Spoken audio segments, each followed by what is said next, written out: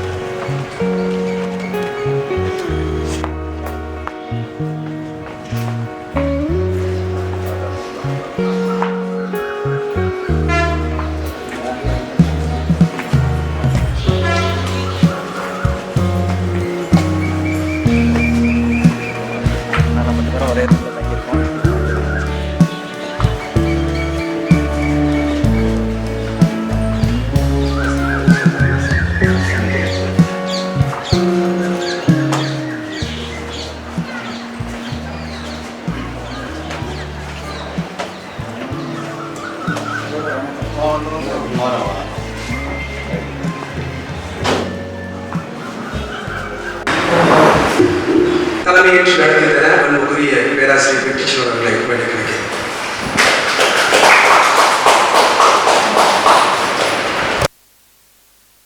வரவேற்புரை வழங்குவதற்காக தோழர் சாகுல் அவர்கள் மேடைக்கிறோம். தோழர் கவிமலர் முதல் அமர்வை தொடங்கி வைக்கிறார். அவரை மேடைக்கு அன்போடு அழைக்கிறோம்.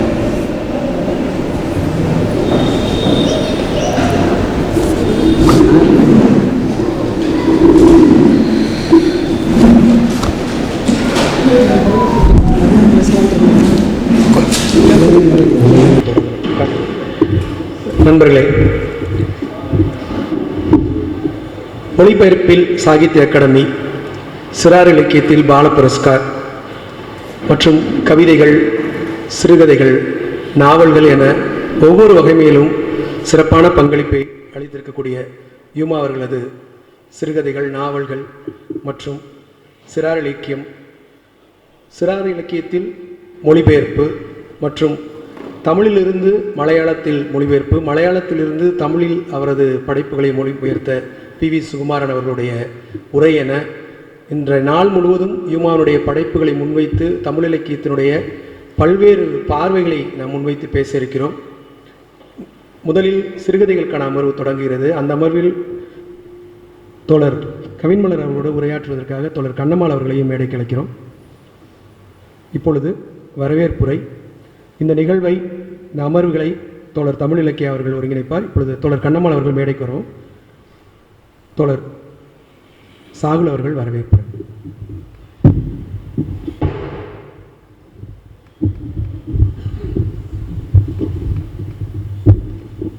சாகித்ய அகாடமி விருது பெற்ற அன்புக்குரிய எழுத்தாளர் தோழர் யுமா வாசிகி அவர்களுடைய வாழ்வும் படைப்புகளும் என்கிற நிகழ்விற்கு தமிழகத்திலிருந்து பல்வேறு பகுதியிலிருந்து வருகை தந்திருக்கக்கூடிய எழுத்தாளர்கள், கவிஞர்கள் மற்றும் கலை இலக்கிய ஆர்வலர்கள் அனைவரையும் விழாக்குழுவின் சார்பாக அன்போடு வரவேற்கிறேன். அமர்விற்கு தலைமை தாங்க இருக்கிற அன்பிற்குரிய யோகம் செலியன் அவர்களையும், அதேபோல தோழர் இரா காமராஜ் அவர்களையும், கவிஞர் தே வெற்றி செல்வன் அவர்களையும்,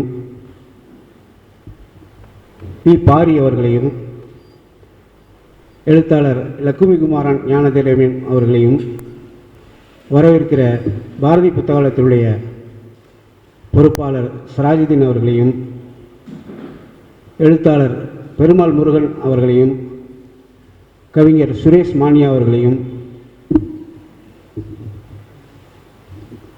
கவிஞர் கதிர் பாரதி அவர்களையும், கவிஞர் ஸ்டாலின் சரவணன் அவர்களையும், எழுத்தாளர் கவிஞர் கவின்மலர் அவர்களையும், பேராசிரியர் மா கண்ணம்மாள் அவர்களையும், எழுத்தாளர் கவிஞர் விஷ்ணுபுரம் சரவணன் அவர்களையும்,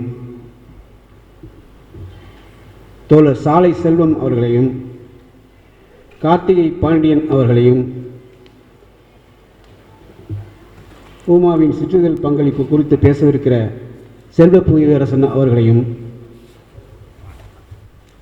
தோழர் பி.வி. சுகுமாரன் அவர்களையும், இந்த நிகழ்ச்சியை நெறியாள்கை செய்து கொடுக்க இருக்கிற தோழர் தமிழ் இலக்கியா அவர்களையும், இறுதியாக நன்றி உரை நல்கவிருக்கிற தோழர் சிம்லி விஜயன் அவர்களையும், இந்த விழாவினை ஒருங்கிணைப்பு செய்திருக்கக்கூடிய தோழர் கவிஞர் கவிஜீவன் அவர்களையும், வி கோபிநாத் அவர்களையும், செந்தில் ராம் அவர்களையும், தோழர் கார்த்திக் அவர்களையும், ஆசை நீலகண்டன் அவர்களையும் மற்றும் பல்வேறு கலை இலக்கிய அமைப்புகளிலிருந்து வரவிருக்கிற பல்வேறு கலை இலக்கிய ஆளுமைகளையும் விழாக்குழுவின் சார்பாக வருக வருகவென வரவேற்று அமர்கிறேன். நன்றி, வணக்கம்.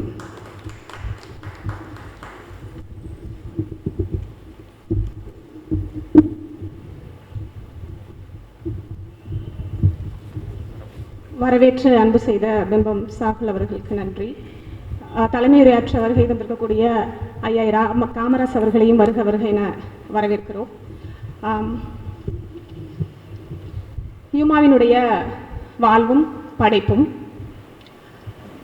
சங்க இலக்கியத்திலேயே தமிழர்களுடைய பண்பாட்டை குறிக்கக்கூடிய ஒரு சொல்லாடல் உண்டு, நற்சொல் கேட்டல். அதாவது ஒரு செயலை தொடங்குவதற்கு முன்பாக அந்த செயலை குறித்து அறிந்திராத ஒருத்தருடைய வாயிலிருந்து பெறக்கூடிய நம்பிக்கையான சொற்களை நற்சொல் கேட்டல் அப்படின்னு சொல்லுவாங்க. இந்த சொல்லாடலுக்கு மிகச்சரியாக பொருந்துகிற ஒரு காட்சியை கூப்பா ராஜகோபாலன் தன்னுடைய விடிமா என்ற சிறுகதையில் எழுதியிருப்பார். சிவராமையர் டேஞ்சரஸ் அப்படின்னு அவங்களுக்கு ஒரு தந்தி கிடச்சிருக்கும். அதாவது கொஞ்சம்மாள் அவங்களுடைய மனைவி, கொஞ்சம்மாளும் அவருடைய தம்பியும் கும்பகோணத்திலிருந்து சென்னையை நோக்கி ஒரு நாள் இரவு முழுக்க பயணத்தை மேற்கொள்வார்கள். மிக துயர்மிக்க ஒரு பொழுதாக அந்த பொழுது இருக்கும். சொல்லுவாங்கல்ல, ஒரு துயர்மிக்க ஒரு பொழுதை நம்ம அன்றிரவு கடந்துட்டோம் அப்படின்னா அடுத்த நாள் ரொம்ப ஈஸியாக கடந்துடலாம் அப்படின்னு சொல்லி பல்வேறு மன துயரங்களோடு கொஞ்சமால் பயணம் செய்து கொண்டிருக்கக்கூடிய அந்த வேளையில் விழுப்புரம் ரயில் நிறுத்தத்தில் அந்த ரயில் நிற்கும் பொழுது அங்கே ஒரு குழந்தையோடு ஒரு பெண் ட்ரெயினில் ஏறி குஞ்சம்மாள் பக்கத்தில் அமர்ந்து அவங்க கிட்ட பேச்சு கொடுப்பாங்க. அப்படி பேசிகிட்டே இருக்கும்போது அவங்க கையிலிருந்து கொஞ்சோண்டு மல்லிகை பூவை எடுத்து அவங்க அந்த கொஞ்சமால் கையில் கொடுப்பாங்க. உடனே அவங்களுக்கு மெய் சிலிர்த்து போகும். கிட்டத்தட்ட அந்த நிகழ்ச்சியோட தொடர்புடைய ஒரு சொல்ல அப்படியே தொடர்ந்து பேசும்போது அவங்க நிச்சயமாக அவங்க கணவருக்கு ஒன்றும் ஆகாது, நல்லா இருப்பாங்க அப்படின்னு சொல்லுவாங்க. அப்படி சொல்லும்போது அந்த சொல்ல கேட்ட மாத்திரத்தில் கொஞ்சமாளுடைய மனநிலை அப்படிங்கிறது அந்த துயரத்திலிருந்து வெளிவந்த நிலையில் இருக்கும். கொஞ்ச நேரம் அவங்க அந்த விஷயத்தையே மறந்துட்டு அவங்களோட பேசி சிரிக்கக்கூடிய ஒரு நிகழ்வு அங்கே நடக்கும். கொஞ்ச நேரம் கழிச்சு அவங்க கொஞ்சம் குற்ற உணர்ச்சி கொள்வாங்க. ஐயோ, நம்ம எல்லாத்தையும் மறந்துட்டு நம்ம என்ன யோசிச்சுட்டு இருக்கோம் அப்படின்னா நம்ம மகிழ்ச்சியாக இருக்கோமே அப்படிங்கிற மாதிரி. கிட்டத்தட்ட ஒரு துயர்மிக்க பொழுதுகளிலிருந்து நம்மளை கடை தேற்றக்கூடிய பல நல்ல சொற்களை யூமாவாசிக்கு அவருடைய எழுத்துக்களிலே கையாண்டிருக்கிறார். வாசகர்களுக்கு அவர் கையளிக்க விரும்புவதையும் அதைத்தான். அந்த வகையிலே தேவாலயங்களில் ஒருத்தருக்கு ஒருத்தர் சொல்லிக்கொள்கிற ஸ்தோத்திரங்களை போல இந்த நாள் முழுமையும் யூமா அவர்களுடைய படைப்புகளின் வழியாக நமக்கு கையளித்திருக்கக்கூடிய நற்சொற்களை நாம் ஒருவருக்கொருவர் பரிமாறிக்கொள்வதற்காக சிம்லி கலை இலக்கிய புலமும் சித்தன்னவாசல் இலக்கிய வட்டமும் ஒருங்கிணைத்திருக்கக்கூடிய இந்த நிகழ்விற்கு வருகை தந்திருக்கக்கூடியவங்க எல்லாரையும் மீண்டும் வணங்கி கவிதை புத்தகம் வெளியிட இருக்கிறோம். தோழர் நா. பெரியசாமியினுடைய கணப்பிறை என்ற நூலை பன்முக தன்மையோடு எழுதி கொண்டிருக்கக்கூடிய நம்முடைய யூமா வாசிகி அவர்கள் வெளியிட தோழர் ஸ்டாலின் சரவணன் அவர்கள் பெற்றுக்கொள்வார்கள். வாங்க, நான் பெரியசாமி தோழர் வாங்கவர்.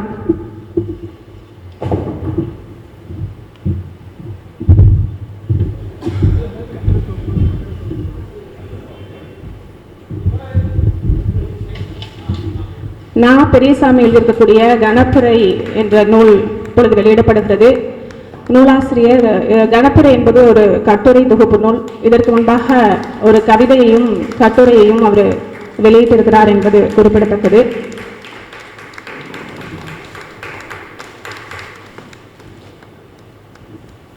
நிகழ்வில் மேலும் ஒரு புத்தகம் வெளியிட இருக்கிறோம். ஒற்றை கோட்டை என்று சொல்லக்கூடிய ஆதி பார்த்திபன் எழுதிய ஒரு நூல் தோழர் யூமா அவர்கள் வெளியிட மலையாளத்திலிருந்து வருகை தந்திருக்கக்கூடிய தோழர் சுகுமாரன் அவர்கள் இந்த நூலை பெற்றுக்கொள்ள அன்போடு அழைக்கிறோம். உங்களுடைய பலத்த கரவொலியோடு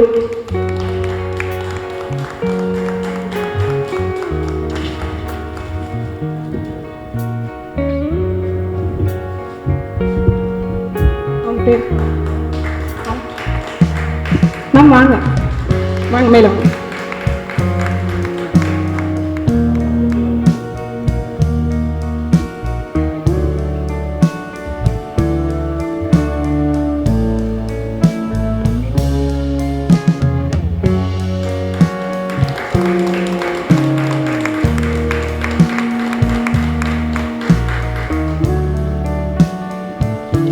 ஆதி பார்த்திபன் எழுதிய ஒற்றை கோட்டை நூல் வெளியிடப்பட்டது.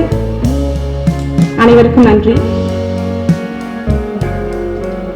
நிகழ்வில் அடுத்த நிகழ்வாக முதல் அமர்வு தொடங்க நிகழ்விற்கு வருகை தந்திருக்கக்கூடிய செலியன் சார் அவர்களை அன்போடு வருக என வரவேற்கிறோம். நிகழ்ச்சியின் அடுத்த நிகழ்வாக முதல் நிகழ்வு யூமா எழுதியிருக்கக்கூடிய உயிர் திருத்தல் சிறுகதை தொகுப்பை பற்றியது. நாமெல்லாம் வீட்டுக்கு வரக்கூடிய ஒரு விருந்தினரை எப்படி உபசரிப்போம்? ஒரு காஃபி குடிங்க, இல்லை ஒரு டீ குடிங்க, இல்லை சாப்பிட்டு போங்க, இப்படி உபசரிப்போம் இல்லையா? ஆனால் கலையும் கதையையும் தவிர கொடுப்பதற்கு ஏதுமற்ற ஒரு கலைஞன் வீட்டுக்கு வரக்கூடிய ஒருவரை என்ன சொல்லி உபசரித்திருக்க கூடும் அப்படிங்கிறத நம்மளுடைய தோழர் யூமா வாசிகி அவர்கள் அவருடைய உயிர் திருத்தல் சிறுகதைகளே எழுதியிருப்பார். அவர் இப்படி சொல்கிறார்: உங்களை உபசரிப்பதற்கு அனுமதி தாருங்கள், நான் கதை சொல்லி உங்கள் நேரத்தை சுவாரஸ்யப்படுத்துவேன் அப்படின்னு தஞ்சை இலக்கிய பேரவையின் அமைப்பாளர் சமீபமாக தஞ்சை படைப்பாளர்களை ஒருங்கிணைத்து ஒரு மிக பெரும் நிகழ்வை நிகழ்த்தியிருக்கிற தோழர் செலியன் அவர்கள் ஓரிரு வார்த்தைகள் நம்மோடு பகிர்ந்து கொள்வார். இந்த இனிய காலை பொழுதில் இந்த இனிய நிகழ்ச்சியில் பங்கு பெறுவதில் மிகவும் மகிழ்ச்சி அடைகின்றேன். ஒரு நல்ல படைப்பாளியை நல்ல தோழர்கள், அருமை நண்பர்கள் ஸ்டாலின், சரவணன், விஜயன் போன்றவர்கள் எடுத்து மிக சிறப்பாக இந்த விழாவினை சிறப்பாக செய்து கொண்டிருக்கிறார்கள். அவர்களுக்கு எனது வாழ்த்துக்களும் நன்றிகளும். வாழும்போதே ஒரு படைப்பாளிக்கு பெருமை சேர்ப்பது, வாழ்த்துவது என்பது மிகவும் பெருமைக்குரியது. அந்த வகையில் அருமை தோழர்கள் இந்த விழாவினை ஏற்பாடு செய்திருக்கிறார்கள். அவர்களுக்கு என்னுடைய மனமார்ந்த நன்றியை தெரிவித்துக் கொள்கின்றேன். நிறைய நண்பர்கள் இங்கு வந்திருக்கிறார்கள், நிறைய படைப்பாளிகள் வந்திருக்கிறார்கள். எல்லோரும் ஒரு படைப்பாளியை கொண்டாடுவது என்பது நமக்கெல்லாம் பெருமை. நமது தஞ்சை மாவட்டத்தை சார்ந்த ஒரு நல்ல படைப்பாளி இன்றைய தினம் விருதுகளை பெற்று நமது தஞ்சை மாவட்டத்துக்கு மட்டுமல்ல தமிழகத்திற்கும் தமிழ் இலக்கிய உலகத்திற்கும் பெருமை சேர்ப்பது பாராட்டுக்குரியது. அருமைக்குரிய தோழர்கள் வெற்றி செல்வன் போன்றவர்கள், அருமை நண்பர் காமராசு போன்றவர்கள் எல்லாம் இதற்கு முன்பு பேசிய அமர்ந்திருக்கிறார்கள். அருமைக்குரிய சகோதரிகள் கண்ணம்மா அவர்களும் கவின்மலர் அவர்களும் மிக அற்புதமாக அவருடைய கதை மாந்தர்களின் படைப்புகளை மிக அருமையாக சொல்லியிருக்கிறார்கள். இந்த வகையில் இன்றைய தினம் நமது தஞ்சை மாவட்டத்தில் வாழ்ந்த அருமைக்குரிய தஞ்சை பிரகாஷ் அவருடைய அவர் வாழ்ந்தபோது அருமைக்குரிய நா. விச்சுநாதன் போன்றவர்கள், சி. முத்து போன்றவர்கள், அருமைக்குரிய கவிஜீவன் போன்றவர்கள், கவிஞர் இளங்கோ போன்றவர்கள் எப்பொழுதுமே உடனிருந்து அவருக்கு மிகவும் பெருமை சேர்த்தார்கள். ஏன்னா அவருடைய உடன் இருப்பது என்பது மிகவும் வித்தியாசமானது, வித்தியாசமாக பார்க்கக்கூடியவர். அந்த தஞ்சை பிரகாஷ் அவர் இறந்த பிறகு எல்லோரும் எடுத்து கொண்டாடுகிறார்கள். ஆனால் இருக்கும் பொழுது அருமை தோழர்கள் தான் ரொம்ப அவரோடு மதிப்போடு வாழ்ந்தார்கள், மதிப்பு கொடுத்தார்கள். ஆனால் இப்பொழுது பார்த்தீங்கன்னா தஞ்சை பிரகாஷ் என்று எல்லாருமே அவருக்கு வேண்டியவர் என்று மிகவும் எழுதி கொண்டிருக்கார்கள். அதை பற்றி பரவாயில்லை. நான் எதுக்கு சொல்கிறேன் என்றால், ஒரு இருக்கும் பொழுதே கொண்டாடுவது, இருக்கும் பொழுதே ஒரு படைப்பாளியை பாராட்டுவது என்பது மிகவும் முக்கியமானது. அந்த வகை யூமா வாசி அவர்கள் நமது தஞ்சை மாவட்டத்திற்கு பெருமை சேர்த்திருக்கிறார். அவரை பல்லாண்டு வாழ்ந்து நல்ல படைப்புகளை வழங்க வேண்டும் என்று அன்போடு கேட்டுக்கொண்டு, ஏனென்றால் ஒரு நல்ல படைப்பாளியை நாம் பாராட்டினென்றால் புதிய தலைமுறை எழுத்தாளர்கள் உருவாவார்கள். அந்த உருவாவதற்கு காரணமாக இந்த அமைப்பு இதை முன்முயற்சி எடுத்திருக்கிறது. அவருக்கு பாராட்டுகளும் வாழ்த்துக்களும் என்று சொல்லி, அருமை நண்பர் மரபின் மைந்தர் முத்தையா அவர்கள் இன்றைய தினம் ஒரு இன்னொரு நிகழ்ச்சிக்கு வருகிறார்கள். அந்த வரும்போது நான் அது மாதிரி இந்த நிகழ்ச்சி நடக்குது என்று சொல்லி அதற்கு ஒரு முறை அவர் உடனே போட்டார், நான் இரத்த உறவுகளை பல முறை படித்திருக்கிறேன் என்று. ஏன்னா அவர் நிறைய படிப்பாளி, ஆனால் இரத்த உறவு என்கின்ற படைப்பினை பல முறை படித்திருக்க ஒரு படைப்பாளி இன்னொரு படைப்பாளி அது பல முறை படித்திருக்கிறேன் என்று எனக்கு பதில் அனுப்பினார். இது எதற்காக சொல்கிறேன் என்றால், ஒரு படைப்பாளி எல்லோரும் பாராட்ட விதமாக ஒரு எளிமையாக பழகுவதற்கு எளிமையாக அருமை நண்பர் யூமா வாசி திகழ்கிறார். அவருடைய பாராட்டுக்களை அவர் மேலும் மேலும் நல்ல படைப்புகளை வழங்க வேண்டும் என்று கேட்டுக்கொண்டு, நமது ஒருங்கிணைந்த தஞ்சை மாவட்டத்தில் ஆயிரக்கணக்கான படைப்பாளிகள் இங்கு உருவாகி இருக்கிறார்கள். அந்த ஒருங்கிணைந்த தஞ்சை மாவட்ட படைப்பாளர்கள் அமைப்பு மிக விரைவில் தொடர்ந்து 3 மாதத்துக்கு ஒரு முறை நடத்த இருக்கிறோம். அந்த வகையில் நிறைய படைப்பாளிகளை உருவாக்கும் வண்ணமாக அருமைக்குரிய யூமாவாசியை போன்றவர்களெல்லாம் பாராட்டும் விதமாக நமது தஞ்சை மாவட்டம் பாராட்ட இருக்கின்றோம். எனவே அந்த நிகழ்ச்சியில் பங்கு பெற வேண்டும் என்று கேட்டுக்கொண்டு, அருமைக்குரிய விழா எடுத்த அருமைக்குரிய ஸ்டாலின் அவருக்கும் நண்பர் விஜயன் அவர்களுக்கும் அவருக்கு உற்ற தோழராக விளங்கிய அனைத்து நண்பர்களுக்கும் நன்றி கூறி, எல்லோரும் இந்த படைப்பாளிகள் எல்லோரும் நலமுடனும் வளமுடனும் வாழ வாழ்த்து சொல்லி விடைபெறுகின்றேன். நன்றி, வணக்கம். தற்பொழுது யூமா வாசி அவர்களுக்கு சிறப்பு செய்கிறார். உங்கள் பலத்த கரவொலியோடு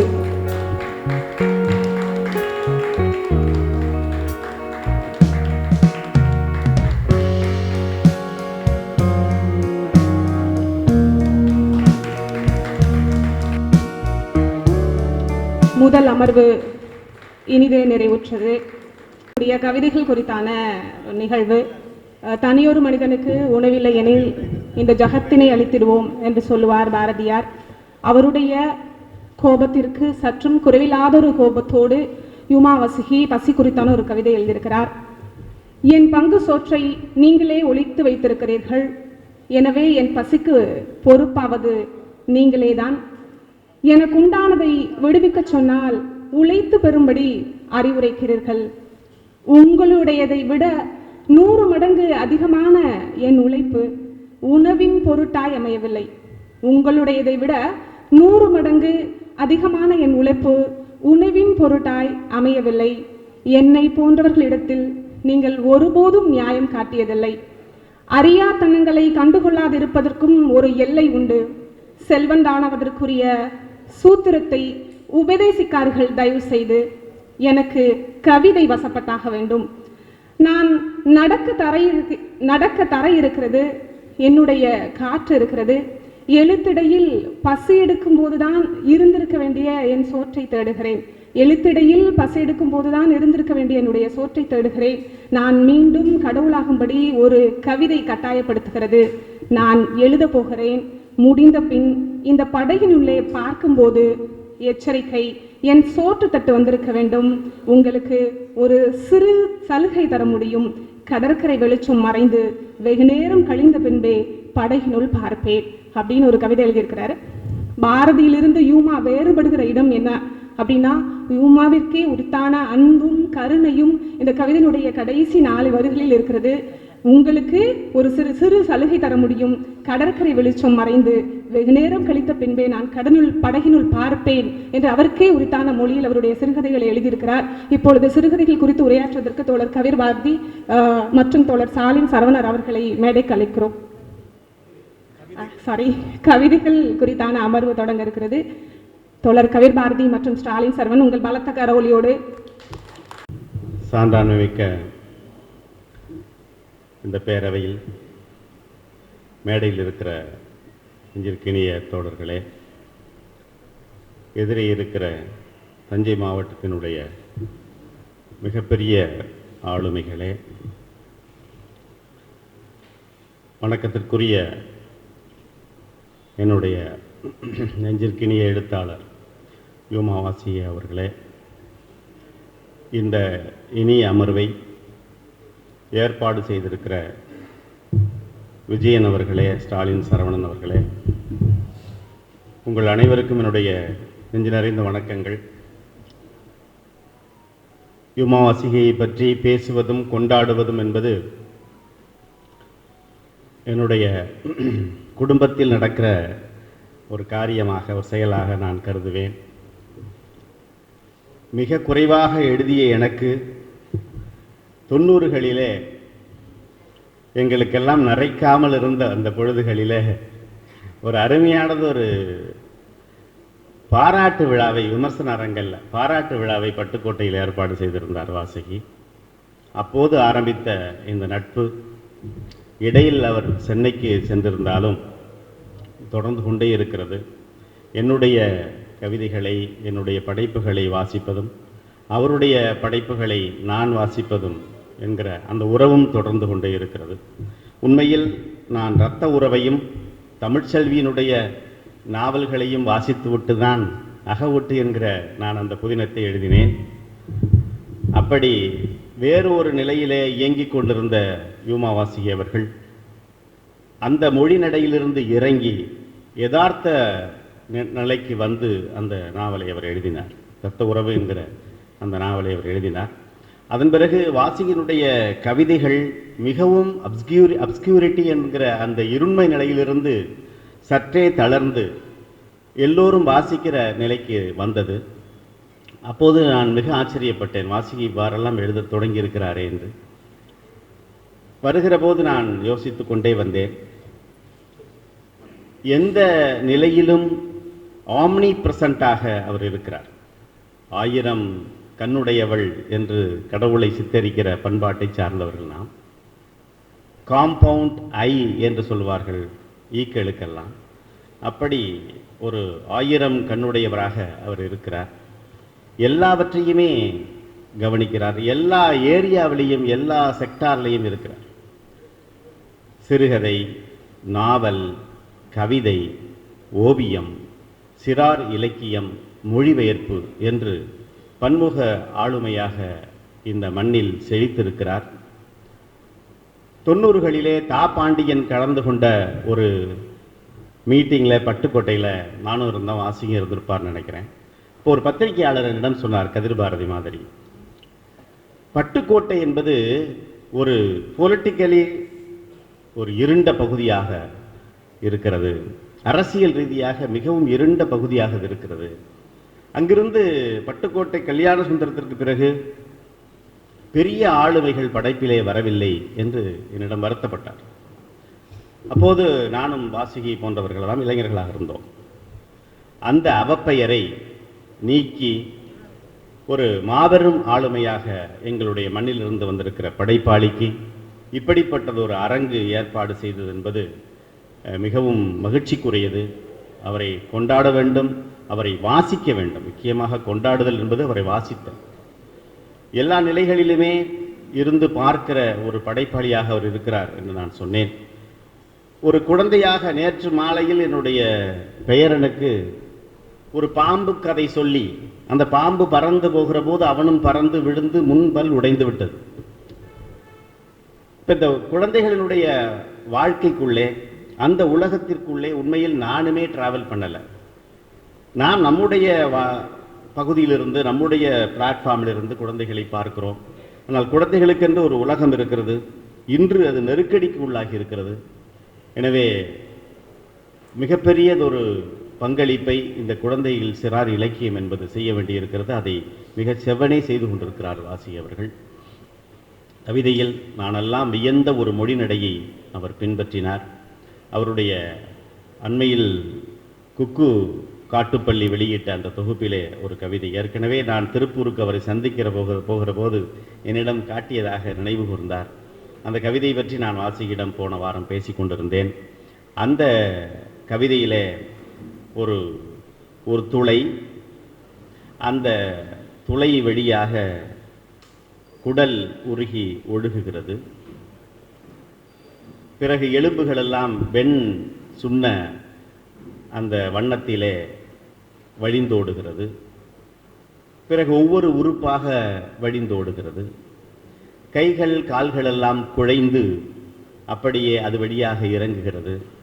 திடீரென்று துளை, ஒரு தீக்குச்சியினுடைய தலை நெருப்பு எப்படி அந்த மறந்து எரிந்து அது இற்று போகுமோ அற்று போகுமோ அப்படி இல்லாமல் போகிறது. கடகடவன சிரித்து கதவுகளை திறந்து வைத்து காத்திருந்தது கழிப்பறை என்று ஒரு கவிதை இருக்கிறது. மிக நீண்ட காலத்திற்கு முன் வாசுகி எழுதிய கவிதை. இப்போ தீர்ந்து போதல் என்பது பிரபஞ்சத்தில் இல்லை. தீர்ந்து போதல் என்பது, அந்த விதி என்பது பிரபஞ்சத்தில் இல்லை. மாறுதல் என்பதுதான் இருக்கிறது. இப்போ தீர்ந்து போதல் என்பது ஒரு சற்றே ஒரு காலகட்டத்திலே ஒரு இடைநிலை இயக்கமாக அது இருக்கிறது. ஒன்று தொடங்குகிறது, ஒன்று தீர்ந்து போகிறது என்றால் ஒரு மாற்றம் நிகழ்கிறது, தொடக்கம் என்று நாம் அழைக்கிறோம். இன்னொரு மாற்றம் நிகழ்கிறது, அதை முடிவு என்று நாம் அழைக்கிறோம். அந்த ஞான தத்துவத்தை அந்த கவிதை மிக அருமையாக சொல்லுகிறது. வாழ்க்கை நிலையாமையை பேசுகிறது, அதே நேரத்தில் அகங்காரத்தை ஒடுக்குகிற அந்த தன்மையை பேசுகிறது, அதே நேரத்தில் பிரபஞ்சத்தினுடைய இந்த மாபெரும் விதியையும் அது சொல்லுகிறது. இப்படி மிக நுண்ணிய பார்வையுடைய கவிஞர்கள் மிக குறைவாக தமிழ் வெளியிலே இருக்கிறார்கள். புதிதாக எழுத வந்திருக்கிற கவிஞர்களிடையே அது அந்த குறையும் இருக்கிறது என்பது உண்மைதான். இருந்தாலும் மிகப்பெரியதொரு ஆளுமையாக வளர்ந்து நிற்கிற ஒரு விருட்சமாக இருக்கிற வாசுகி அவர்களை தமிழ் சமூகம் ஆழ்ந்து கொண்டாட வேண்டும், அவரை வாசிக்க வேண்டும். அவர் நீண்ட ஆயுளோடு இருந்து மிக நல்ல படைப்புகளை தமிழ் சமூகத்திற்கு, தமிழ் இலக்கியத்திற்கு தர வேண்டும் என்று சொல்லி அவருக்கு என்னுடைய நெஞ்சார்ந்த வாழ்த்துக்களை சொல்லி இந்த விழாவை, இந்த அமர்வை ஏற்பாடு செய்த தோழர்களுக்கும் அதற்கு உதவி செய்த நண்பர்களுக்கும் என்னுடைய நெஞ்சார்ந்த வாழ்த்துக்களை சொல்லி நிறைவு செய்து கொள்கிறேன். நன்றி, வணக்கம். நிகழ்வில் அடுத்ததாக சிறப்புரையாற்றியவர்களுக்கு நினைவு பரிசு வழங்கும் தருணம். சிறுகதையாளர் சுரேஷ் மானியா அவர்களுக்கு பேராசிரியர் ஜானி அவர்கள் நினைவு பரிசை வழங்குவார்கள். ஜான்சி அவர்கள் நினைவு பரிசினை வழங்குவார்.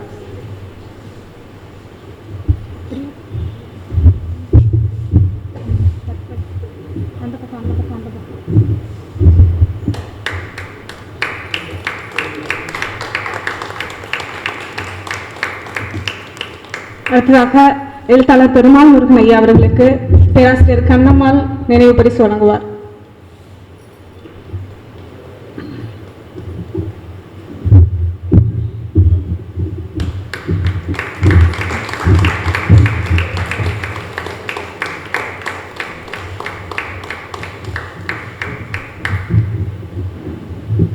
சிறப்புரையாளர்களுக்கு நன்றி. நிகழ்வில் அடுத்ததாக யூமாவினுடைய ஏற்புரை. காலையிலிருந்து இப்போது வரை யூமாவினுடைய பல படைப்புகள் குறித்து நம்ம தொடர்ச்சியாக பேசிட்டே இருக்கோம். எனக்கு தனியாக யூமாவுக்காக சொல்கிறதுக்கு ஒரே ஒரு விஷயம் உண்டு. பேசவே கூடாதுன்னு நினைத்த மனிதர்களோடு யூமா அவருடைய வாழ்வுரையாடலை தன்னரும் இலக்கிய அமைப்பு அவருடைய வாழ்வுரையாடல் குறித்த ஒரு காணொளியை பதிவேற்றம் செய்திருக்கிறார்கள். அதை பார்த்த பின்பு பேசவே கூடாதுன்னு முடிவெடுத்த மனிதர்களோடு நான் மீண்டும் பேசியிருக்கிறேன். நீங்கள் உங்களுடைய படைப்புகளின் வழியாக வாசகர்களாகிய எங்களுக்கு கொடுத்திருக்கக்கூடிய விஷயம் இதுதான் என்று சொல்லி யூமாவை ஏற்புரை ஆற்றுமாறு உங்கள் பலத்த கரவொலியோடு பேரன்போடு அழைக்கிறேன். பணிவான அன்பான நெகிழ்வான வணக்கம். இந்த விழாவுக்கு ஏற்பாடு செய்த சின்னி கலை இலக்கிய புலம், சித்தன்னவாசல் இலக்கிய சந்திப்பு ஆகிய இலக்கிய அமைப்புகளுக்கும் நண்பர்கள் விஜயனுக்கும் ஸ்டாலின் சரவணன் அவர்களுக்கும் என்னுடைய நெகிழ்ந்த நன்றிகளை சமர்ப்பித்துக் கொள்கிறேன். இந்த விழா பல்லாண்டுகளுக்கு முன்பே திட்டமிடப்பட்டது. ஏறத்தாழ ஒரு 4 ஆண்டுகளுக்கு முன்னால் நண்பர் விஜயன் அவர்கள் இப்படி ஒன்று ஏற்பாடு செய்தால் அது சிறப்பாக இருக்கும் என்று கருத்து தெரிவித்தார். அது சில சந்தர்ப்பங்களில் அதை பற்றி பேசுவோம். பிறகு காலப்போக்கில் அது மறைந்து கரைந்துவிடும். பிறகு புதிய ரூபத்தில் அது உருவம் எடுத்து எங்களுடைய பேச்சு பொருளாக அது வந்து நிற்கும். ஒரு கட்டத்தில் இது நிகழ்வு உறுதியாயிற்று. இது ஒரு தற்செயல் நிகழ்வு, மிகவும் தற்செயலாக ஏற்பாடு செய்யப்பட்டது. இது வரையிலான எங்களுடைய வாழ்க்கையில் எல்லாமே தற்செயலாக நடப்பதாகத்தான் என்னுடைய வாழ்வை நான் அவதானிக்கிறேன்.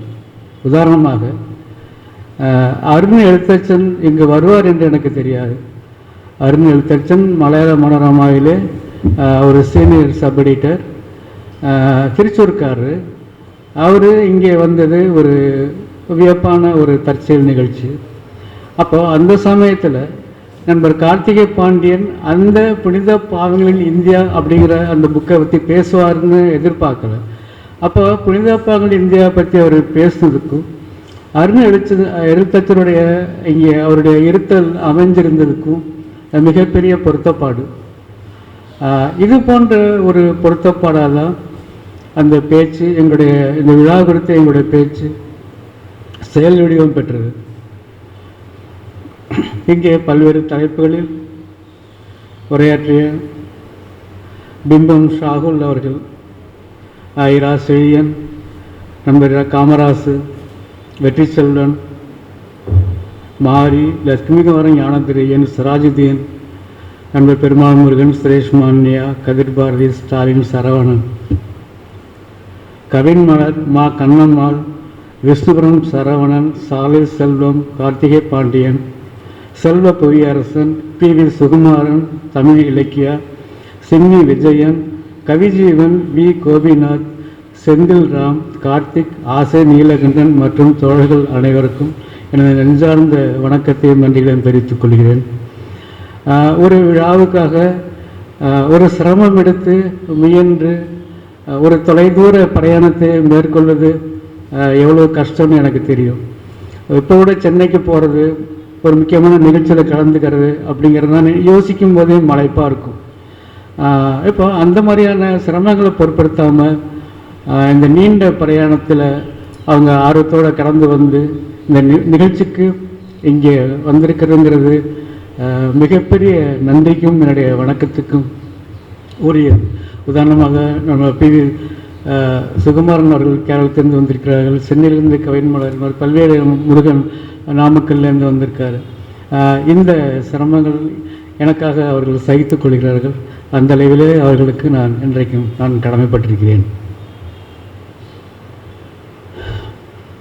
இதுவரையுமான என்னுடைய வாழ்க்கையில் மிகுந்த பலகீனமான, எதற்குமே ஒரு சிறு செயலுக்குமே பதற்றம் வரக்கூடிய, அஞ்சி நடக்கக்கூடிய, பெரும்பகுதி பதுங்கி இருத்தலிலே ஆர்வம் கொள்ளக்கூடிய ஒரு நபராகத்தான் என்னை நான் கருதுகிறேன்.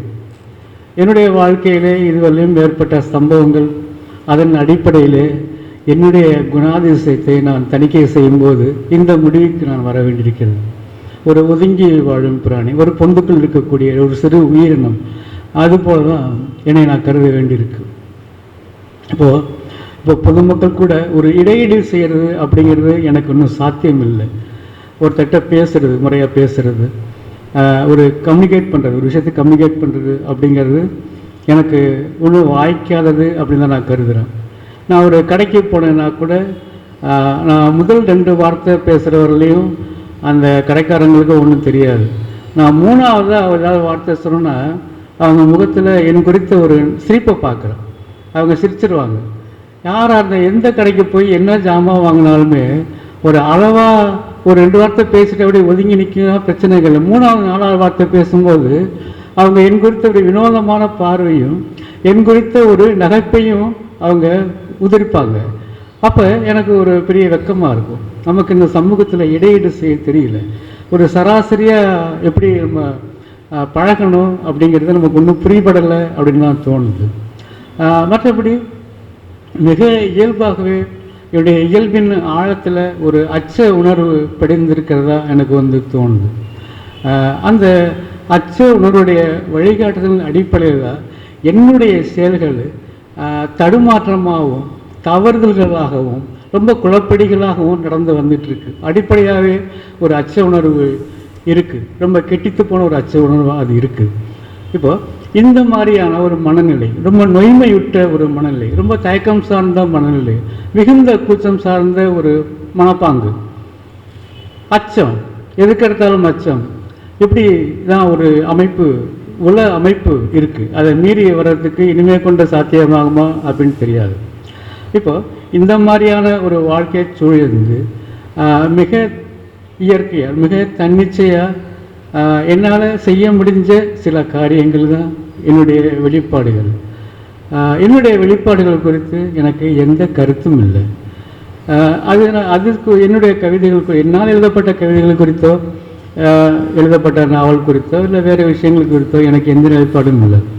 இப்போ அது யாரும் சொன்னாங்க இந்த விஷயங்கள் நல்லா இருக்குது அப்படின்னு சொன்னாங்கன்னா எனக்கு சந்தோஷமாக இருக்கும். அது நல்லா இல்லை, அது விமர்சனத்திற்குரியது அப்படின்னு யாரும் சொன்னாங்கன்னா அது எனக்கு வருத்தமாக இருக்கும். ஆக நம்ம நல்லா எழுதலையே அப்படின்னு எனக்கு வருத்தமாக இருக்கும். இவ்வளோதான் விஷயம். என்னுடைய படைப்புகள் பற்றி என்னுடைய அபிப்பிராயம் அவ்வளோதான். இங்கே நிறையா பேர் பேசின விஷயங்கள்லேருந்து சில விஷயங்கள் நான் தெரிஞ்சுக்கிட்டேன். இப்போ அனைத்திற்கும் மேலே இந்த பொருட்படுத்துதல், ஒரு நிராதரவான ஒரு ஒடுங்கிய ஒரு மனிதனுக்கு இந்த பொருட்படுத்துதல் இருக்குல்ல, அது தன்னளவில் ஒரு பெரிய நம்பிக்கையை கொடுக்கறதா இருக்குது. நான் தனியாக இல்லை, என்னுடைய நண்பர்கள் இருக்கிறாங்க, என்னுடைய சகோதரிகள் இருக்கிறாங்க, நான் கொஞ்சம் தைரியமாக இருந்துக்கலாம், எனக்கு இந்த நடுக்கமும் பதற்றமும் தேவையில்லை அப்படிங்கிற மாதிரி என்னை தேற்றிக்கொள்வதற்கான, என்னை இன்னும் ஆழமாக இந்த வாழ்க்கையில் ஊன்றிக்கொள்வதற்கான ஒரு நம்பிக்கையை இந்த கூட்டம் எனக்கு கொடுத்துருக்கு. அந்த வகையில் என்னுடைய நெஞ்சார்ந்த வணக்கத்தை நான் தெரிவிச்சுக்கிறேன். ரெண்டாவது,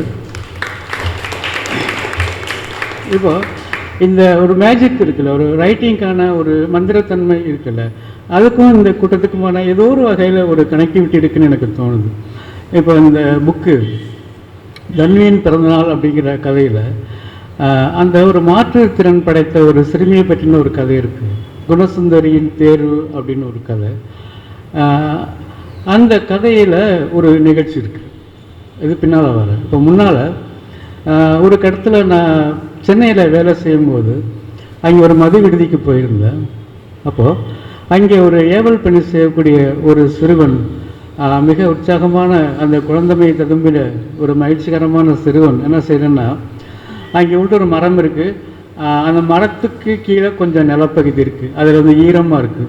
அதில் அவன் என்ன செய்கிறான், அந்த கிச்சன்லேருந்து அந்த சமைக்கப்பட்ட ஒரு உருளைக்கிழங்கு துண்டு, அது துண்டாக இருக்குது, சமைக்கப்பட்ட ஏதோ ஒரு சைட் டிஷ்லேருந்து அது அந்த பிளேட்லேருந்து தவறி விழுந்தது.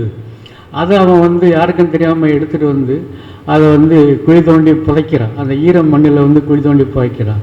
அப்புறம் அந்த கிச்சன்லேருந்து தண்ணி எடுத்துகிட்டு வந்து அதுக்கு ஊற்றுறான். எனக்கு மகா வியப்பாக இருந்தது. அவன் வந்து எல்லையற்ற அந்த குழந்தைமையுடைய ஒரு மாபெரும் ஆன்மீகத்தோடு அவன் வந்து செய்கிறான். அவன் நம்புகிறான் அது வந்து பிழைக்கும். அது சமைக்கப்பட்டதாக இருந்தாலும் அது துண்டுப்பட்டதாக இருந்தாலும் அவனுக்கு அது பிரச்சனை இல்லை. அதை பற்றி அவனுக்கு எந்த அக்கறையுமே இல்லை. அவனுக்கு அது வந்து முளைக்கும் அப்படிங்கிற அந்த உள்ளாழமாக அவனுக்கு ஒரு திடம் இருக்குது. அப்போ எனக்கு மிகப்பெரிய வியப்பாகவும் கலக்கமாகவும் இருந்த ஒரு சீன் அந்த காட்சி. அது பல ஆண்டுகள் ஏறத்தாழ இந்த சம்பவம் வந்து 30 ஆண்டுகளுக்கு முன்னாடி நடந்த சம்பவம். அந்த மதுக்கடையில் அந்த சிறுவனை நான் பார்க்குறது, அவனுடைய செயல்பாடுகளை அவதானிக்கிறது அப்படிங்கிறது. அப்போது இடையராது அந்த கால பயணத்தில் வந்து அந்த சஞ்சலம் ஏற்படுத்தக்கூடிய அந்த காட்சி என் மனசில் ஒரு மூளையில் நின்றுட்டே இருக்குது. ஏதோ ஒரு வகையில் அவனுடைய இருத்தலை வந்து அழுத்தம் திருத்தமாக சொல்லிட்டு நான் அந்த காட்சி இன்னும் இருக்கிறேன், அந்த படிமம் உறைந்து போய் இருக்கிறேன், இன்னும் உயிர்ப்போடு இருக்கிறேன் அப்படின்னு என் நெஞ்சை தட்டி சொல்லிகிட்டே இருக்கிறேன். அப்போ பல்வாரா நான் வந்து அதை எங்கே நான் வந்து விடுவிக்கிறது அப்படிங்கிறதுக்கான சூழலை இந்த கலை சார்ந்து நான் வந்து தேடிக்கிட்டே இருக்கிறேன். அப்போது ஒரு கட்டத்தில் சமீபத்தில் ஒரு கதை எழுதும்போது குணசுந்தரியின் தேர்வு அப்படிங்கிற கதை எழுதும்போது அந்த குணசுந்தரி அவள் மாற்றுத்திறன் படைத்த அந்த பெண்ணு அவன் வந்து அந்த அரசு பள்ளிக்கூடத்தில் படிக்கிறாள். அந்த அரசு பள்ளிக்கூடத்தில் இருக்கிற சகலவிதமான மாணவர்களுடைய ஒரு அன்பும் ஆசிரியருடைய பெரிய அரவணைப்பும் பெற்ற அந்த குழந்தையவ அவள் வந்து எல்லாருமே பரீட்சை எழுதிட்டு இருக்கிறாங்க. இவன் மட்டும் அந்த தோட்டத்தையும் சுற்றியுள்ள பகுதியையும் சுத்தம் பண்ணிகிட்டு இருக்கிறான். அப்போ சுத்தம் பண்ணும்போது அவளுக்கு அங்கே சத்துணவு கூடத்துலேருந்து சமைக்கப்பட்ட உருளைக்கிழங்கு துண்டு கிடக்குது. அந்த பையனுடைய அந்த மதுக்கடை பணியாளரான சின்னஞ்சிறுவனுடைய அந்த உருளைக்கிழங்கு துண்டு அந்த 30 வருட கால அளவில் பிரயாணம் பண்ணி இந்த குழந்தையோட கையில் வந்து சேர்ந்துட்டு இப்போது அந்த குழந்தையும் அதை வந்து முளைக்க வைக்கிறாள். அவள் வந்து எல்லாருமே பரீட்சை எழுதக்கூடிய சூழலில் யாருடைய கவனமும் தன் மேலே படாத அந்த நேரத்தில் அவள் வந்து தன் இயல்பில் அதை குழி தோண்டி புதைச்சி அதில் வந்து தண்ணி ஊற்றுறா. அது செடியை வந்து அது முளைச்சிட்டு அது செடியை அது முளைச்சி அது வந்து இந்த பிரபஞ்சத்தை அது பார்க்குது. அப்படியே அந்த கதை முடியும். அதுபோல் எங்கேயோ நடக்கக்கூடிய ஒரு இது, எங்கேயோ சொல்லக்கூடிய ஒரு சொல், எங்கேயோ நிகழக்கூடிய ஒரு செயல் ஒரு திரண்டு உருமாறி காலப்பயணம் செய்து வேறொன்றா பவிக்குது, வேறொன்றா அது வந்து விளையுது. அப்படி பார்க்கும்போது இந்த மாதிரியான ஒரு தன்மையில் தான் இந்த தற்செயல் நிகழ்வும் நடக்குது அப்படின்னு எனக்கு வந்து தோணுது. அப்புறம் முருகன் சொன்னார் அந்த ரத்தவை பற்றி முருகனுடைய இந்த கருத்துக்கு ரொம்ப ரொம்ப முக்கியமானது. இப்போ நான் அது வேலை செஞ்சிட்ருக்கேன் முருகன். இப்போ வந்து விஷ்ணுபுரம் சரவணன் நானுமே வந்து சென்னையில் அதை வந்து ஒப்பிட்டு பார்த்தோம். திரும்ப டைப் பண்ணி இப்போ புக்கில் உள்ளதும் டைப் பண்ணது இது விடுபடுதல் இருக்கா அப்படிலாம் நாங்கள் செக் பண்ணி முடிச்சிருக்கிறோம். அப்போ அதுக்கு நான் வந்து சில பேர்களை மாற்றணும். இந்த மாதிரியான சின்ன சின்ன வேலைகள் இருக்குது. அது முடிஞ்சால் அதை கொண்டு வந்துடலாம். இந்த மாதிரி அதே போல் மஞ்சள் வேலையும் நம்ம வந்து செய்யணும். அது மாதிரி இருக்குது. அப்புறம் குதிரைவேலன் பயணம் வந்து அது ஒரு பெரிய நினைவில் வந்து மகிழ்ச்சிகரமான ஒரு பெரும் பிம்பமாக இருந்த ஒரு விஷயம். அதுதான் முருகன், நம்ம செல்வ புவியரசன், இன்னும் பல நண்பர்களை சிபிச்செல்வன், கோபாலகிருஷ்ணன், கோவிந்தராஜ் அப்படின்னு ஒரு பெருவாரியான நண்பர்களை ஒருங்கிணைச்ச ஒரு பத்திரிக்கை. அதை தொடர்ந்து நடத்த முடியல. அப்போ முருகனுடைய பங்களிப்பெல்லாம் மிக தீவிரமாக இருந்தது. நான் சில காலம் வந்து குதிரைவேலன் பயணத்தை வந்து திருப்பூரில் இருந்து சரி 2-3 இஷ்யூ பண்ணோம். அப்புறம் முருகன் பொறுப்பெடுத்து அவரே அச்சகம் பார்த்து சென்னையிலேருந்து அச்சடித்து இங்கே அனுப்புகிற மாதிரியான ஒரு ஏற்பாட்டுக்கு வந்தோம். அதுபோல் தொடர்ந்து நடந்தது. அதை தொடர முடியல. அதுபோல் ஒரு பத்திரிகை நடத்த குதிரைவேலன் பயணத்தை திரும்ப கொண்டு வரணும் அப்படிங்கிற ஆசை ஆழமாக இருக்குது. அது நண்பர்கிட்ட பேசணும். அதுக்கு நடைமுறை சாத்தியம் எப்படி இருக்குது அப்படின்னு தெரியல. மற்றபடி ரொம்ப நிறைவு. பேசினவங்க அனைத்துமே ரொம்ப உளப்பூர்வமாக ரொம்ப தீவிரமாக பேசினாங்க. எல்லாருக்கும் நான் இந்த மேடையில் கடமைப்பட்டவனாக இருக்கிறேன். ரொம்ப நன்றி, சந்தோஷம்.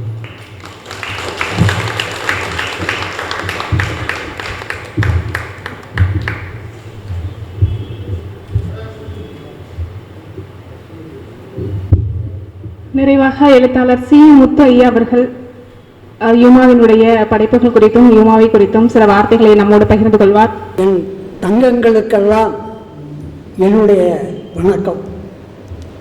கடைசி துளி நேரத்தில் நிற்கிறேன். யூமாவை பற்றி நான் ஒரு நாள் கூட பேசுவேன். அவ்வளோ விஷயங்கள் என்னிடம் இருக்கின்றன. என்னை பற்றி பேச அவரிடமும் விஷயங்கள் இருக்கின்றன. அது எங்களுக்கு இருவருக்குமே உள்ள ஒரு விஷயம். அதாவது பெருமாள் இங்கே வந்திருக்கிறது எனக்கு பெருமாளுக்காக தான் அன்றைக்கி நான் இங்கே வந்தது. யூமாவோட எழுத்துக்களை நாம் எப்படி பார்க்கணும் அப்படிங்கிற ஒரே ஒரு விஷயத்தை மட்டும் நான் சொல்லிவிட்டு நான் போயிடுறேன். ஏன்னா நேரம் இல்லை, அதனால தான். இசையில் பார்த்தீங்கன்னா 2 அம்சம் முக்கியமான அம்சம். இசையில் என்ன அப்படின்னு பார்த்தீங்கன்னா 2 அம்சங்கள். அந்த 2 அம்சம் இல்லாமல் இசையே இல்லை, அதுதான் உண்மை. அந்த 2 அம்சம் என்னன்னா, ஒரு அம்சம் நயமாக பாடுவது, நயமான குரலில் பாடுவது. அதாவது நேற்று வரை நீ யாரோ நான் யாரோ, இன்று முதல் நீ வேறோ நான் வேறோ. இது நயமான குரல். அடுத்ததாக கனமாக பாடுவது. கனமாக பாடுவது ஈடற்ற பத்திரியே இன்பத்தை கொன்றவன் நான் அவள். அது கனமான குரல். என்னால் பாட முடியல, வயசு 75 ஆக போகுது. இப்போ இந்த இசைக்கு அடிப்படையாக என்ன வேணும் அப்படின்னு சொன்னீங்கன்னா, நயமான குரலில் பாடும்போது அது யாருக்கு பிடிக்கும்னா இளைய தலைமுறைக்கு பிடிக்கும். அந்த மென்மையாக பாடுற அந்த விஷயத்தை இளைய தலைமுறைகள் அதிகமாக விரும்பி கேட்பார்கள். அவர்களை அதை சுகப்பட வைக்கும். இந்த கனமான இசை என்ன அப்படின்னு சொன்னீங்கன்னா, கேட்ட பின்னும் அது அப்படியே மனசுக்குள்ளே தங்கி நம்மளை சுகப்படுத்திக்கிட்டே இருக்கும். அதுதான் இந்த கனமான விஷயம். இப்போ இந்த இசைக்கு என்ன அடிப்படை தேவை என்று சொன்னால், நயத்தில் கனத்தையும் கனத்தில் நயத்தையும் சேர்த்து பாடுவது. நயத்தில் கனத்தையும் கனத்தில் நயத்தையும், நயகனமும் கனநயமும் வேண்டும். அப்போதுதான் இசை பரிணமிக்கும். இந்த 2 விஷயங்களைத்தான் யூமா செய்திருக்கிறார். நாவலாக கனமான சங்கீதத்தை நாவலாக நிற்கிறார், நயமான சங்கீதத்தில் கவிதையாக நிற்கிறார். அங்கே அந்த 2ஐயும் பொருத்தி தான் அந்த விஷயங்களை அவர் பண்ணியிருக்கார். அந்த நாவலில் இரத்த உறவுகள் நாவலில் பார்த்தீங்கன்னா, முதல் பக்கத்தை பார்த்தா 1 அடி, 2வது பக்கத்தில் 2 அடி, 300வது பக்கத்தில் 300 அடி. இந்த 300 அடி, இந்த 1வது அடியிலேருந்து 300 அடியும் சேர்த்து எத்தனை அடின்னு பெருக்கிக்கிங்க. அவ்வளவு அடிகளை அந்த நாவல் பட்டும் அந்த பக்கங்கள் சிதையாமல் இருக்குது அப்படின்னா பெரிய ஆச்சரியமாக இருக்குங்க. ஒவ்வொரு பக்கத்துலையும் ஒவ்வொரு அடியை கொடுத்துட்டே வர்றாரு. 300 பக்கத்தில் 300 அடியை கொடுக்குறாரு. அந்த பேப்பர் கிளியில் அப்படியே இருக்குது. அதுதான் யூமா. நன்றி, வணக்கம். நிகழ்வை ஒருங்கிணைப்பு செய்த தமிழ் இலக்கிய பேராசிரியர் அவர்களுக்கு பெருமாள் முருகன் சார் நினைவு பரிசு வழங்குவார்.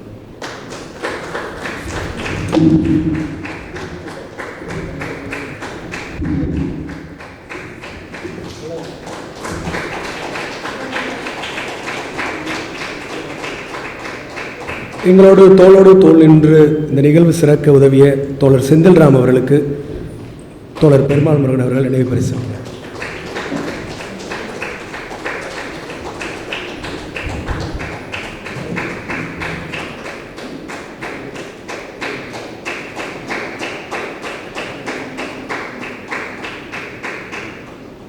கேமரா தோழர் நீலகண்டன் அவர்களுக்கு பெருமாள் முருகன் சார் நினைவு பரிசளிக்கிறார்.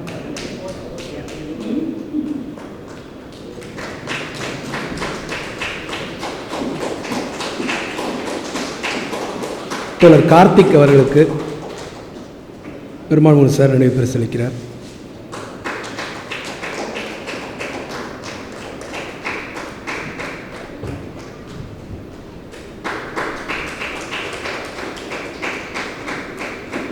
ஏனெனில் இந்த நிகழ்வு என்பது பல மாதங்களாக, கிட்டத்தட்ட 2 மாதங்களாக திட்டமிடப்பட்டு, இடையில விஜயனுக்கு உடம்பு சரியில்லாமல் போனப்போ, விஜயன் உடல்நிலை சரியில்லாமல் போகிறதுக்கு முன்னாடியே வந்து நாங்கள் 2 பேரும் வந்து இங்கே அட்வான்ஸ்லாம் கொடுத்துட்டு போயிட்டோம். விஜயனுக்கு உடல்நிலை சரியில்லாமல் போன பிறகு எங்களுக்கு நிறைய யோசனைகள் இருந்துச்சு, எப்படி இந்த நிகழ்வை நம்ம தொடர்ந்து நடத்துவோமா வேணாமான்னு. விஜயன் உடம்பு சரியில்லாமல் இருக்கும் பொழுதே அதற்கு முன்னாடியே நான் யூமா அண்ணனும் அந்த அழைப்புதலுக்கான எல்லாவற்றையும் முடிவு செஞ்சிட்டோம். யாரை கூப்பிடுறது, ஒவ்வொருவரையும் யார் எந்த தலைப்பில் கூப்பிடுறது எல்லாம் முடிவாகி இருக்குது. ஆனால் விஜயன் உடல்நலம் பெறலை, அழைப்புதல் தயாராக இருக்குது. அவர் வந்த பிறகு வெளியிடுவோன்னு காத்திருந்தோம். அதற்கு பிறகு விஜயன் வந்து ஒரு கட்டத்தில் உடல்நலம் தேறி வந்து அவர் மீண்டும் மீண்டும் இந்த நிகழ்வு குறித்து எங்களிடம் அந்த சூழலிலும் பேசிய பொழுது எனக்கு இந்த நிகழ்வை நடத்திவிட வேண்டும் என்று உறுதி ஏற்பட்டது. அதன் அடிப்படையில் தான் இந்த நிச்சயிக்கப்பட்ட தேதியிலே வந்து இந்த நிகழ்வு வந்து அமைந்திருக்கிறது. எல்லாமே தற்செயலாக இருந்தாலும் கூட இந்த நிகழ்வை இங்கு நடத்துவது என்பதை நாங்கள் உறுதியாக இருந்து அந்த நிகழ்வை நடத்தியிருக்கிறோம். அதற்காக நிறைய நாட்களை செலவழித்திருக்கிறோம். ஒவ்வொருவரும் பேசி, குறிப்பாக தோழர் கண்ணம்மாள் வந்து எங்களுக்கு செய்த உதவி என்பது மறக்க முடியாதது. அவங்க, செலியன் சார், இவங்களாம் கொடுத்த நம்பிக்கையில் தான் இன்றைக்கி இந்த நிகழ்வு இங்கே சாத்தியப்பட்டிருக்கு. அந்த அடிப்படையில் இவர்களுக்கெல்லாம் வந்து இங்கே பெருமாள் சார் கையால் மரியாதை செய்யணும். அதே போல் தமிழ் இலக்கிய தோழர் வந்து இங்கே இந்த நிகழ்வை ஒருங்கிணைப்பு செய்து கொடுத்துருக்கிறார். கூடுதல் சிறப்பு என்ன அப்படின்னா, PV சுகுமாரன் சாரோட வருகை. தோழர் அவர் தற்செயல் யூமான சொன்னது வந்து அங்கிருந்தே ஆரம்பிக்குது. தன்மீன் பூக்கள் நூல் பாலபுரஸ்கர் விருதுக்கு தேர்வாகிறதுக்கு முன்னாடியே வந்து PV சுகுமாரன் வந்து அதை மொழிபெயர்க்க தொடங்கிட்டார். அது மட்டும் இல்லாமல் இன்னொரு தற்செயல் என்ன அப்படின்னா, பெருமாள் முருகன் தோழர் வந்து அதனுடைய பிளர்பு எழுதியிருக்காங்க, எல்லாம் முன்னுரை எழுதியிருக்கிறாங்க. இது எல்லாமே வந்து நடந்த தற்செயலான நிகழ்வுகள். அந்த அடிப்படையில் குறிப்பாக PV சுகுமாரன் அவர்களை நம்ம வந்து பெருமாள் சார் வந்து பொன்னாடை அணிவித்து வாழ்த்து தெரிவிக்கணுங்கிறது இந்த நிகழ்வுடைய முத்தாய்ப்பாக இருக்குன்னு நினச்சி அவர் அழைக்கிறோம். விஜயன் மேடைக்கு வரவும். விஜயன்.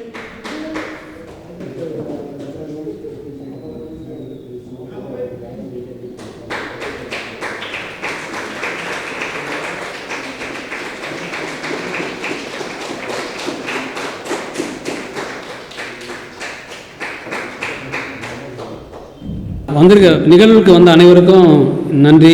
அது மாதிரி நிகழ்வுக்கு ஒத்துழைத்து எனக்கு பெருந்துணையாக என்ற தோழர்கள் அனைவருக்கும் நன்றி தெரிவிச்சுக்கிறேன். நன்றி.